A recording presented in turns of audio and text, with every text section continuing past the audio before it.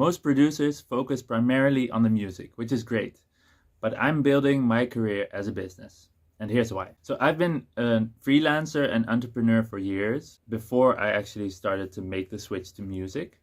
And I've learned that you need a good product, but you also need a good way of promoting, selling, and marketing your product. Music is no different.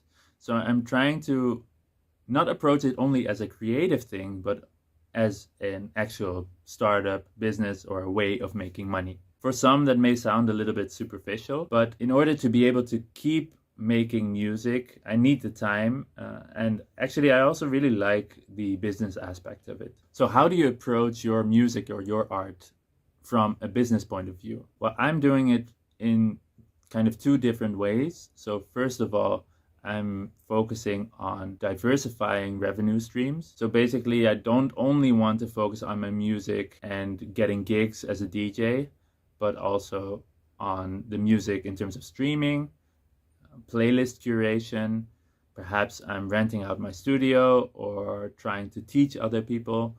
And I'm trying to find a way to combine these different revenue streams, which I think will help in building this into an actual business. Secondly, I'm trying to take it as an entrepreneur. So trying small things, see what sticks, and then scale it up from there. At the same time, I want to not only focus on the art, but also on promotion and sales, as businesses need to. And I must say, this is difficult, right? And I think this is a struggle that everyone faces if you're making music or art. Because in the end, you just like the creative process the most. But if you only focus on that, you kind of rely on that idea of build it and they will come, which is in the startup world is quite a common quote.